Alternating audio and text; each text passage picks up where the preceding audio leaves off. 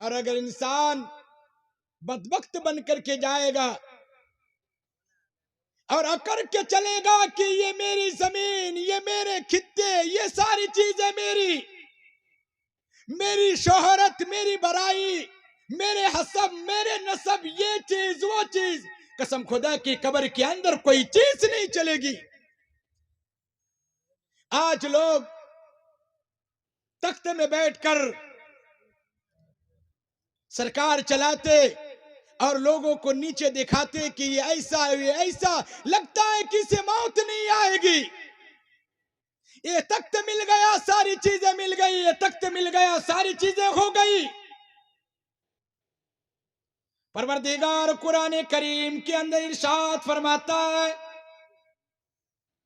قل اللہم مالک الملک تؤتی الملک ما تشاء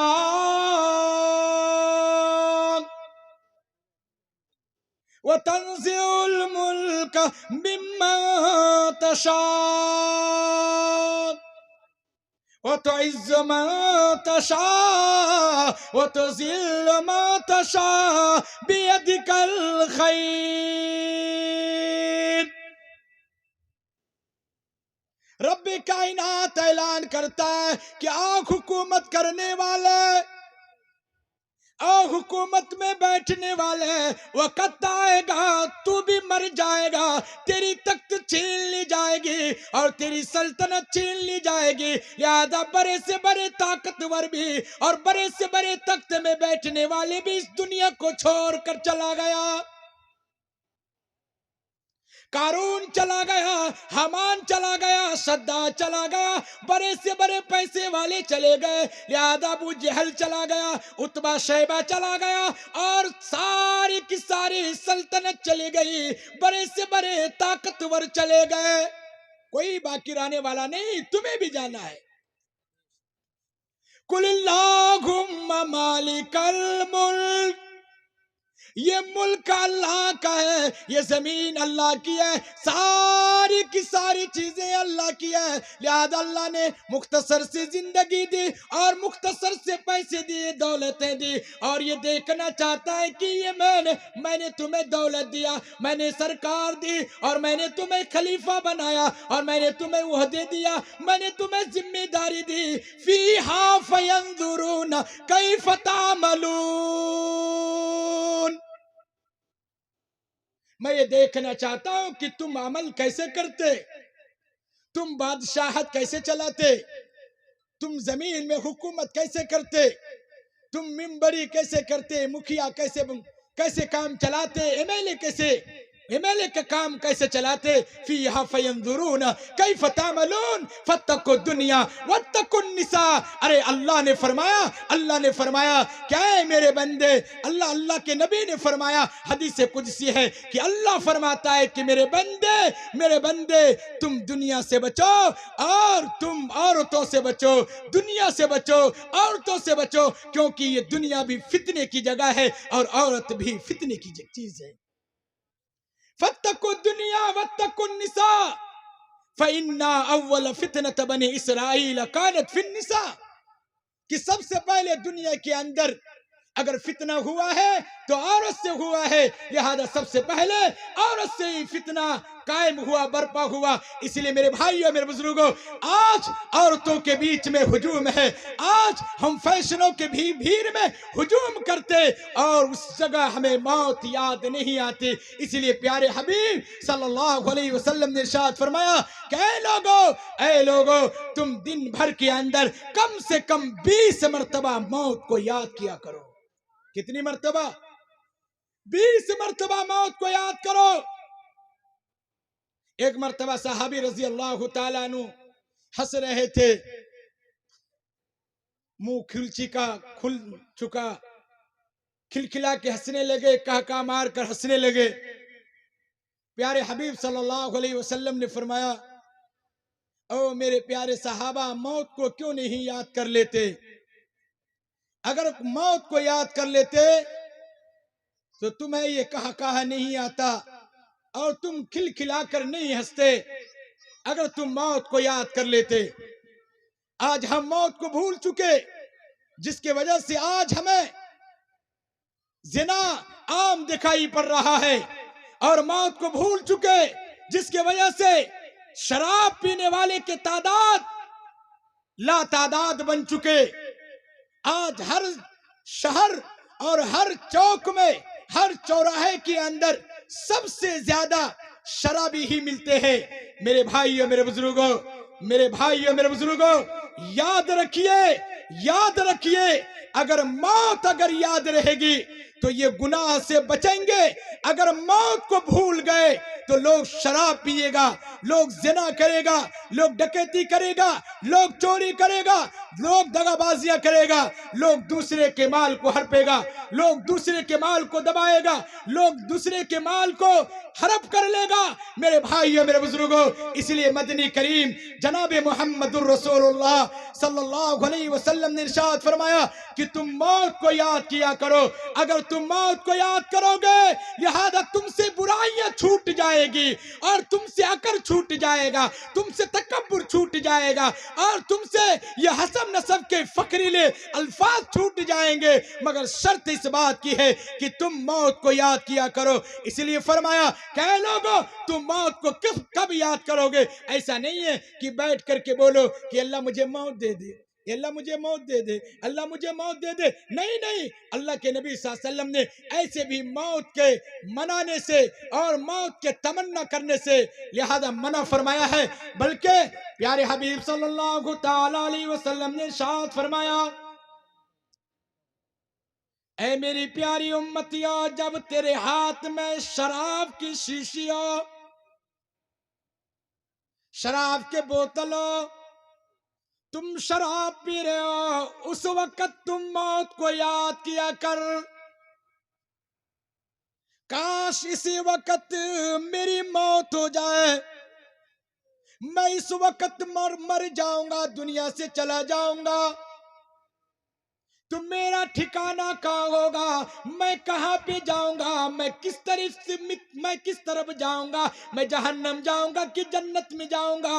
اس وقت میں موت کو یاد کر لیا کر۔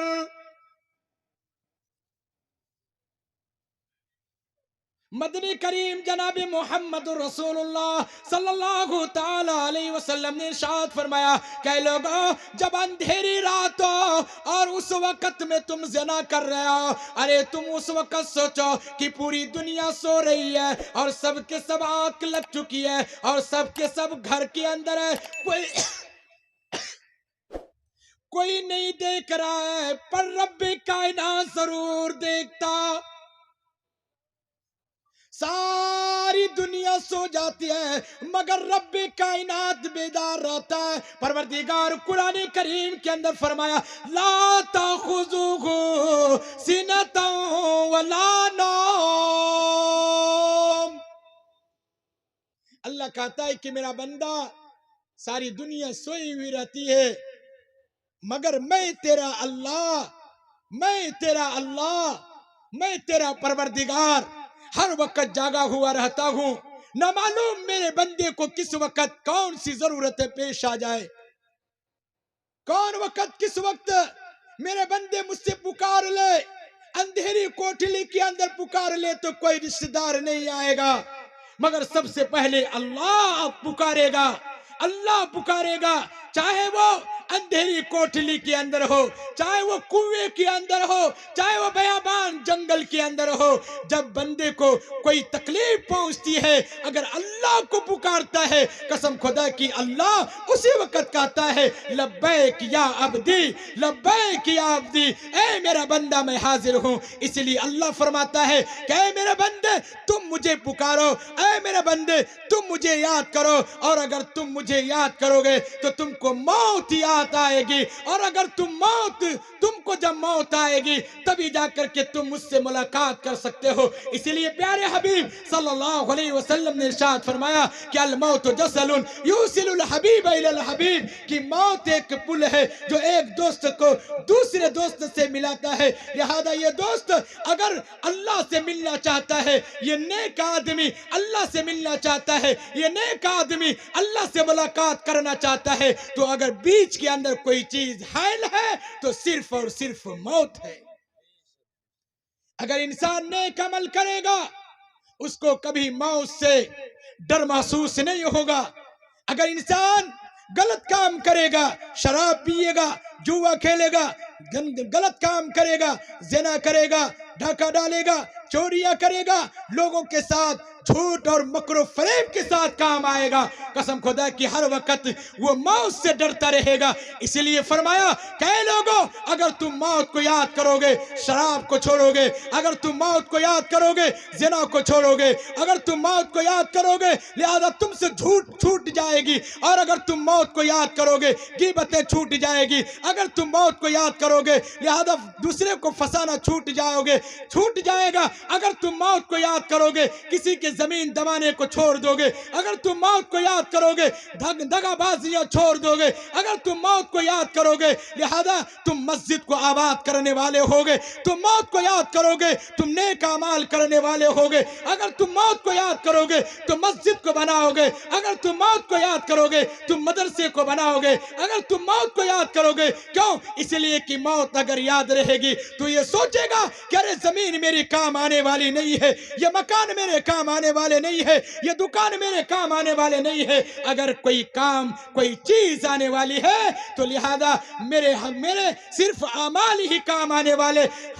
جناب سکندر بادشاہ نے اپنے رعایا کو اور اپنے بادشاہ کو اور اپنے تمام ماننے والے کو نصیحت کیا کہ اے میرے مریدو سن لو، اے میرے ماننے والے سن لو، اے میرے رعایا سن لو، جب میری موت ہو جائے اور تم مجھے نہلا کر جب کفن دے دو گے اور جنازہ لے کر کے تابوت میں جاؤ گے تو میرے ہاتھ کو کفن سے باہر کر دینا، میرے ہاتھ کو کفن سے باہر کر دینا. لوگوں نے کہا کہ اے بادشاہ سلامت آپ کیا نصیحت کرتے ہیں؟ ارے لوگ کیا کہے گا کہ یہ سکندر بادشاہ اتنے صوبے کا فتح کر چکا، پھر بھی جانے کے وقت میں، موت کے وقت میں اور قبر میں جانے کے وقت میں بھی کوئی اور ملک تلاش کر رہا ہے، کوئی اور صوبہ تلاش کر رہا ہے. سکندر بادشاہ نے کہا کہ اے لوگوں نہیں، اے میرے رعایا نہیں، بلکہ میں یہ نصیحت دینا چاہتا ہوں اور میں دنیا والے کو یہ پیغام دینا چاہتا ہوں کہ سکندر بادشاہ ایک ملک کا بادشاہ نہیں بلکہ کئی ملک کا بادشاہ اور کتنے صوبے کا بادشاہ ہونے کے باوجود بھی آج دنیا سے جا رہا ہے تو خالی جا رہا ہے. کیسے جا رہا ہے؟ خالی جا رہا ہے، کوئی چیز ساتھ جانے والی نہیں ہے.